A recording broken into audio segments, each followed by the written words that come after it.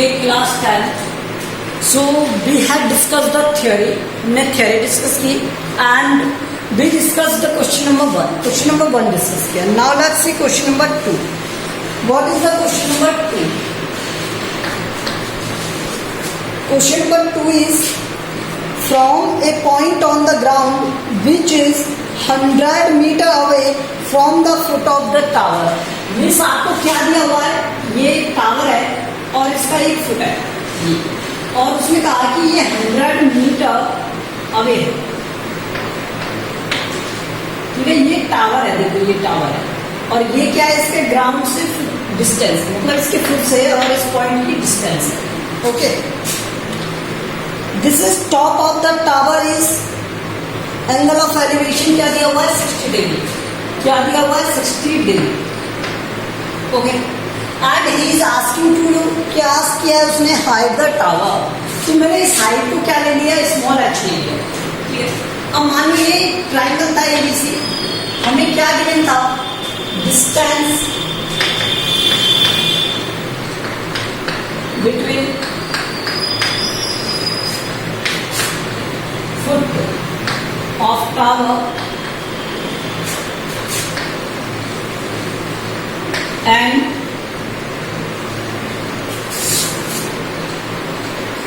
point. Okay, this is what, this is 100 meter. यही था. देखो ये शॉर्ट क्वेश्चन है लेकिन इनका कॉन्सेप्ट अगर समझ में आ गया तो आगे जो बड़े क्वेश्चन दिए वो भी समझ में आ जाएंगे. ये 100 मीटर है, मुझे चाहिए हाइट, तो इसकी और इसके रिलेशन में क्या होता है, tan थीटा होता है. tan 60 इक्वल्स टू क्या हो जाएगा, h अपॉन 100. होगा या नहीं होगा, परपेंडिकुलर अपॉन में बेस, परपेंडिकुलर हाइट है और बेस क्या है 100. तो यहां से हमें हाइट चाहिए, तो इस tan 60 की वैल्यू क्या होती है, √3 और यहाँ पर h अपॉन 100. तो h की वैल्यू क्या आ गई, 100√3. 100 इंटू में √3 की वैल्यू क्या है, 1.73.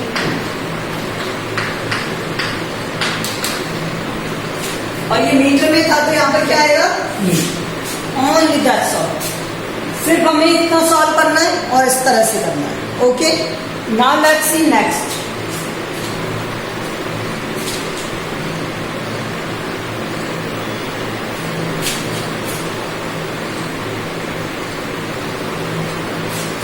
क्वेश्चन थर्ड आपको गिवन है क्या, a 15 metre long ladder touches the top of a vertical wall. तो ये जो लैडर है इसका दिया हुआ है आपको 15 मीटर, क्वेश्चन नंबर 3. ठीक है, और ये 15 मीटर का जो लैडर है वो टच कर रहा है top of the wall, and मतलब लैडर का जो टॉप है वो वॉल को टच कर रहा है और बॉटम कर रहा है फुट को, मीन्स उसको अर्थ ग्राउंड को टच कर रहा है. मेक द एंगल 60, और एंगल कितना बना रहा है, ये 60 एंगल बना रहा है.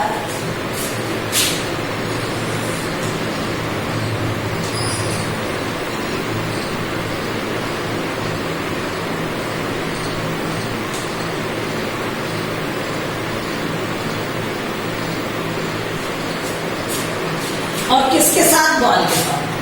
ये एंगल 60 है. ओके, अब देखो मैं यहां पर क्या फाइंड करना है, मुझे हाइट फाइंड करना है.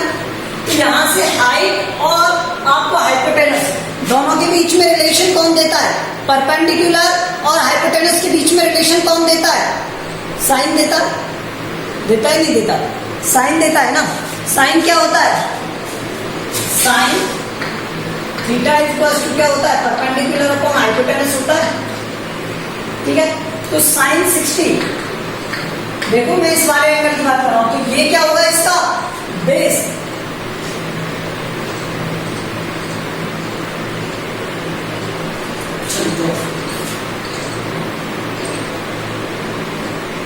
कॉस देगा यहां पर,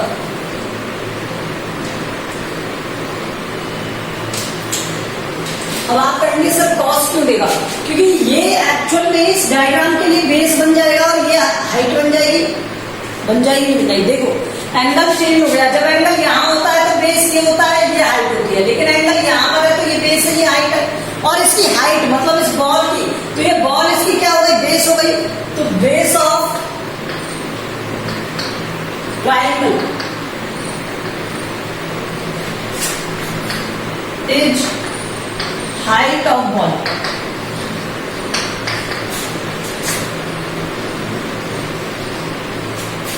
ओके, ऐसा ही है। तो यहां से देखो बेस है स्मॉल h और ये है 15। तो cos 60 क्या होता है, रूट 1/2 आ रहा है ये, तो 1/2 और यहां पर हो गया 15। तो h की वैल्यू हो गई 15/2। ये आ रहा है केस काउंट, ठीक है, 15/2 हो गई। फोर्थ देखो इसका,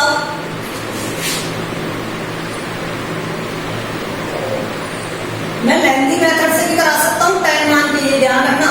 लेकिन tan में क्या करना पड़ेगा, tan थीटा में हमें पहले बेस चाहिए, हाइपोटेनस चाहिए, उनका रिलेशन मतलब फाइंड करना पड़ेगा, लेंथी हो जाएगा थोड़ा सा, ठीक है।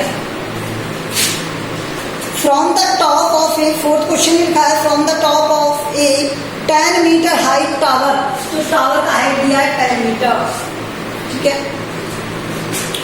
Angle of depression at a point on the earth is 30 degree. देखो एंगल ऑफ डिप्रेशन दो चीजें होती हैं, एंगल ऑफ एलिवेशन और एंगल ऑफ डिप्रेशन। बात समझो, जब आप नीचे से ऊपर की तरफ देखते हो, नीचे से ऊपर की तरफ देखते हो तो एंगल ऑफ एलिवेशन, इसे क्या कहते हैं, एलिवेशन। और जब आप ऊपर से नीचे की तरफ देखते हो, ठीक है, तो ये होता है एंगल ऑफ डिप्रेशन।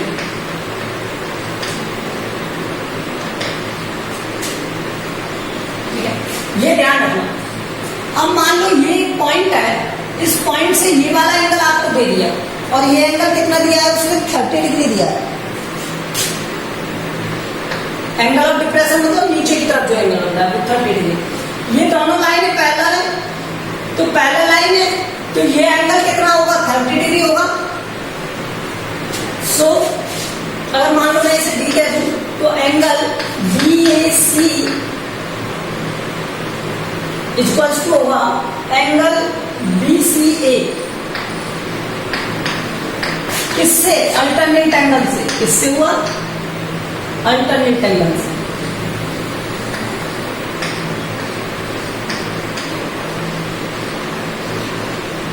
यही होगा। अब यहां पर देखो, तो ये कितना हो गया, 30 डिग्री हो गया।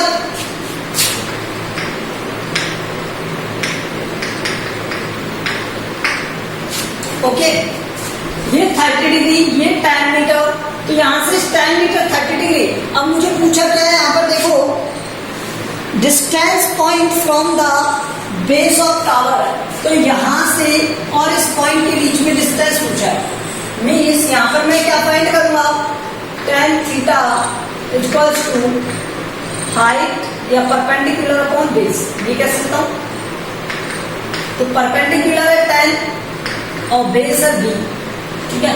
और यहां पर देखो ये हो गया tan 30 और tan 30 क्या होता है, 1/3 और 10/b। तो क्रॉस मल्टीप्लाई करेंगे तो b इक्वल्स टू क्या आ जाएगा, 10/30।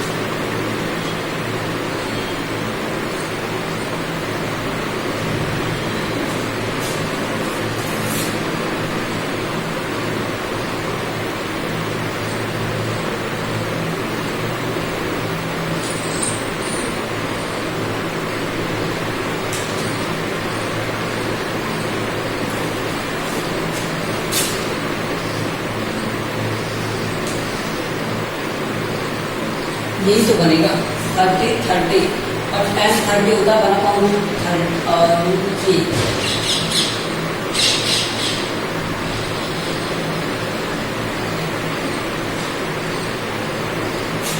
30 आना चाहिए तो 3 आएगा।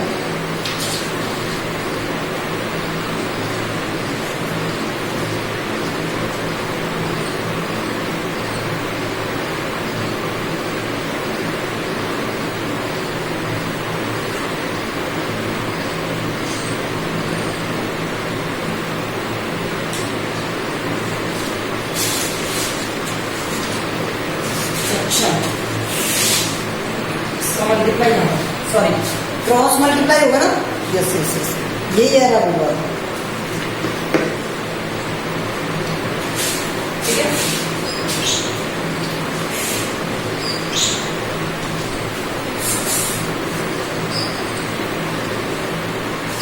फिफ्थ क्वेश्चन देखो इसका।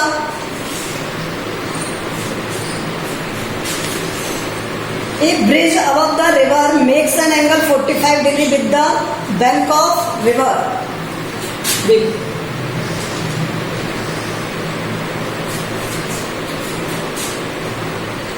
If the length of bridge is the above the river is 150 meter.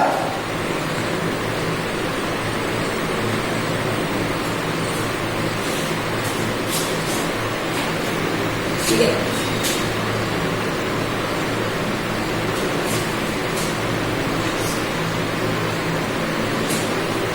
मान लो देखो ये रिवर है, आपको पता है ब्रिज ऐसे आर पार बनता है, ऐसे करके बनता ही बनता है। ठीक है, तो इस तरह से बना होगा ब्रिज। अब इसने कहा with the bank of river, तो एक कॉर्नर से ब्रिज बना दिया इस तरह से, इस तरह से। और वो कितने डिग्री का एंगल पर? 45 डिग्री का। जो लेंथ ऑफ ब्रिज है वो क्या है? 150 है।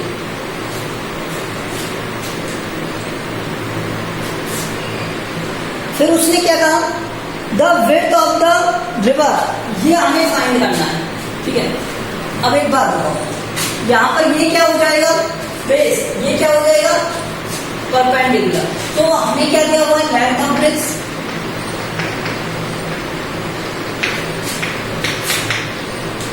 और ये कितना है? ठीक है, और हमें एंगल दिया हुआ है 45, और यहाँ ये क्या है? बेस। तो बेस अपॉन हाइपोटेनस क्या होता है? कॉस होता है, कॉस 45। तो यहाँ कॉस 45 मीन्स 1/2, और बेस की वैल्यू क्या हो गई? यहाँ पर बेस है और हाइट की वैल्यू 150, तो 150 अपॉन √2।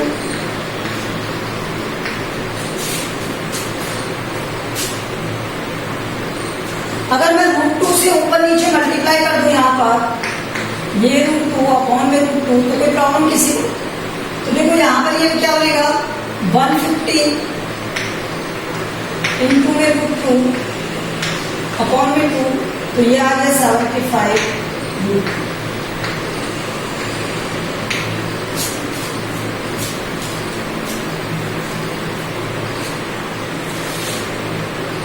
ठीक है, तो हमें सिर्फ ये ध्यान रखना है कि क्वेश्चन क्या कह रहा है। उसके बाद ब्रिज का लेंथ कितना है? 150।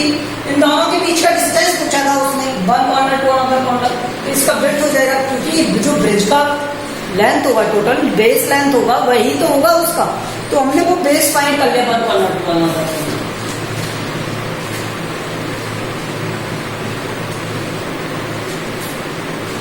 सिक्स्थ क्वेश्चन देखो,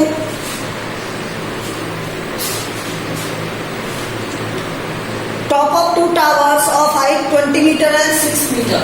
देखो एक 20 मीटर का है और एक 6 मीटर का है, और 40 मीटर। मान लो ये A है, ये B है, ये C है, ये D है। ला दिया मैंने। तो आपको पता है ना ये अंदर वाला, अगर मान लो ये पॉइंट है, तो ये B भी कितना होगा? 40 मीटर होगा। तो यहां कितना बचेगा? ये 6 मीटर बचेगा। ठीक है, तो ये एंगल फाइंड कर सकते हो आप, थीटा। ठीक है, और ये थीटा एंगल कितना दिया हुआ है उसने 30 डिग्री। कितना दिया हुआ है 30 डिग्री। अब देखो हमें गिवन क्या था, हाइट ऑफ 2 टावर्स गिवन था।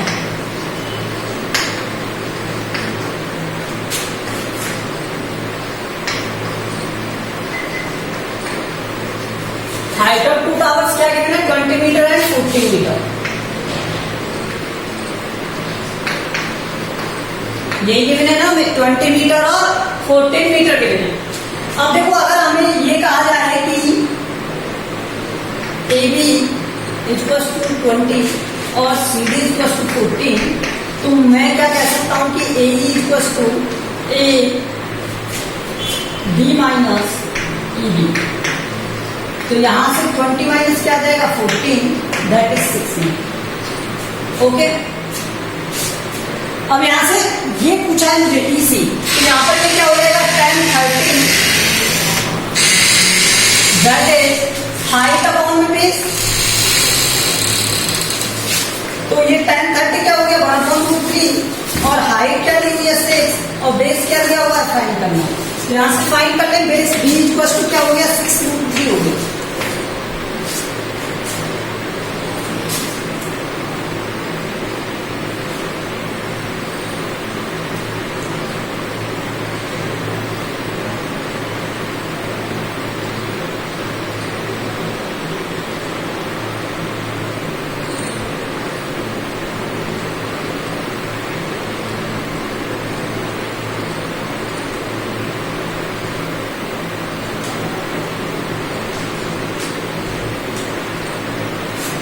अच्छा, लेकिन हमें ये नहीं पूछा है उसने, हमें पूछा ये, ठीक है, ये फाइंड कर देते। ये क्या होगा, ये हो जाएगा क्या AC, ठीक है। तो ये है परपेंडिकुलर अपॉन हाइपोटेनस है, ठीक है, और ये होता है क्या साइन थीटा होता है। तो साइन 30 इक्वल्स टू परपेंडिकुलर क्या दिया हुआ है यहाँ पर 6 और हाइपोटेनस क्या दिया हुआ है AC। यही तो फाइंड करना है बाय की लाइन, ठीक है। तो साइन 30 क्या होता है 1/2 और 6 AC। तो AC की वैल्यू क्या हो गई यहाँ से क्रॉस मल्टीप्लाई से ये हो गया 6 ओके। तो इसी तरह से आप अदर क्वेश्चंस को सॉल्व करना। देखो यहाँ पर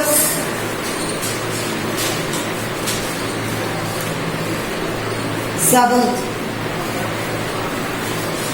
इंपॉर्टेंट क्वेश्चन है सेवंथ, देखो बहुत ध्यान से देखो।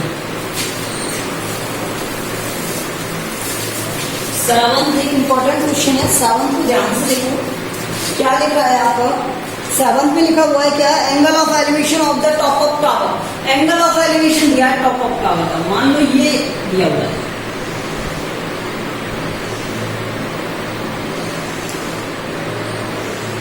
ठीक है। अब उसने कहा ये एंगल 60 डिग्री है और ये एंगल क्या है 30 डिग्री। उसने कहा जो पॉइंट्स हैं इन पॉइंट्स के बीच की डिस्टेंस A और B है, जिसमें A ग्रेटर है B से। तो मैंने मान लिया ये A है और ये B है, ठीक है। तो ये कितना रहेगा, ठीक है, चलो ग्रेटर तो ये है ना, A माइनस B रहेगा। और उसने कहा ये जो डिस्टेंस है ये वाली डिस्टेंस है ये कितनी है H, ठीक है। इस ट्राइंगल का नेम दे देते हैं ABCD। अब उसने कहा कि आपको क्या फाइंड करना है H फाइंड करना है। क्या फाइंड करना है H। तो मैं क्या जानता हूं यहां से H अपॉन बेस। देखो मैं इस ट्राइंगल की बात कर रहा हूं ABC ट्राइंगल की बात कर रहा हूं। तो यहां से H upon base, height upon में बेस, ये क्या होता है tan होता है और tan कितना 30 डिग्री, 60 डिग्री। तो ये कितना आ जाएगा √3 H अपॉन B। तो H की वैल्यू आ गई क्या B।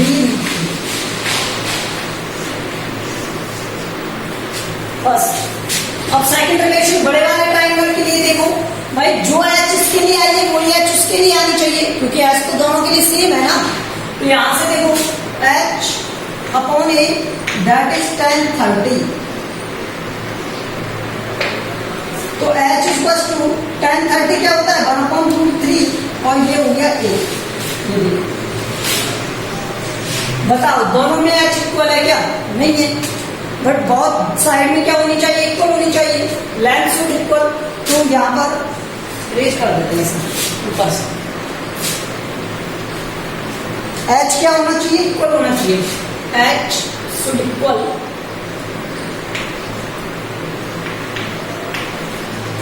Four watt. सो यहां से देखो ये b√3 h है और यहां से h इक्वल टू a/√3 है। अगर मैं इन दोनों को मल्टीप्लाई कर दूं तो क्या होगा? h² आ जाएगा। तो यहां से मैं मल्टीप्लाई कर रहा हूं, ठीक है? तो बाय मल्टीप्लाई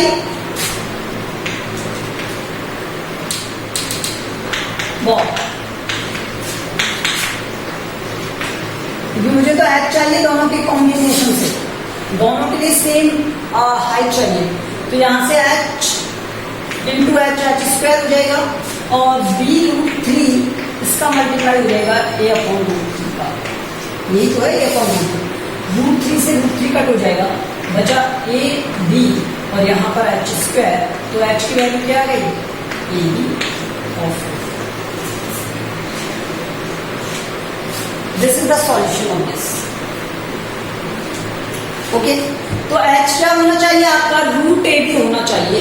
अब मुझे समझ में आ गया क्या कि अगर 30 डिग्री और 60 डिग्री दो एंगल दे दे, ठीक है, और मुझे ये बड़ी वाली लेंथ दे दे कुछ भी, ठीक है, मान लो ये दे दिया 20,